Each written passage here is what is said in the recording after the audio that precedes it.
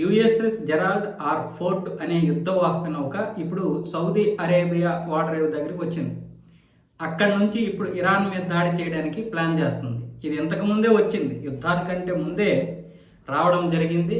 అది అక్కడికి వచ్చి ఎర్ర సముద్రంలో ప్రవేశించి ఇప్పుడు సౌదీ అరేబియాలోకి అయితే ప్రవేశిస్తుంది. సౌదీ అరేబియా దగ్గర ఉన్నటువంటి వాటర్ వేవ్ నుంచి ఇది ఇరాన్ మీద టార్గెట్ చేయబోతున్నట్లుగా చైనాకి చెందినటువంటి జియోస్పేషియల్ అనే ఒక సంస్థ శాటిలైట్ ఫోటోలను విడుదల చేసి ఇరాన్కి చెప్పగానే వెంటనే ఐఆర్జీసీ అప్రమత్తమై ఎవరైనా సరే యుఎస్ఎస్ జెరాల్డ్కి సహాయం చేస్తే వాళ్ళను కూడా మేము టార్గెట్ చేస్తాం అని సౌదీ అరేబియాని రెచ్చగొట్టడం కాదు, వార్నింగ్ ఇచ్చింది.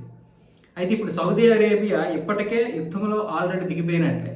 ఇప్పటికే సౌదీ అరేబియా మీద ఇరాన్ దాడి చేస్తుంది, కానీ యుఏఈ మీద అంతా దాడి చేయలేదు. యుఏఈలో దుబాయ్ విపరీతంగా దెబ్బతింటుంది, దాంతోపాటు యుఏఈలో మిగతా ప్రాంతాలు. సౌదీ అరేబియా మీద దాడి చేసింది, కానీ యుఏఈతో పోలిస్తే చాలా తక్కువ.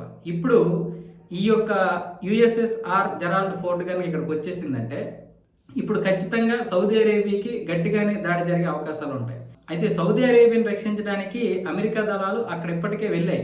మేము రక్షిస్తాం, మేము చూసుకుంటాం అన్న విధంగా చెబుతున్నాయి. కానీ సౌదీ అరేబియా కాదు, గల్ఫ్ మొత్తం కూడా అక్కడ కకావికలమైపోతుంది.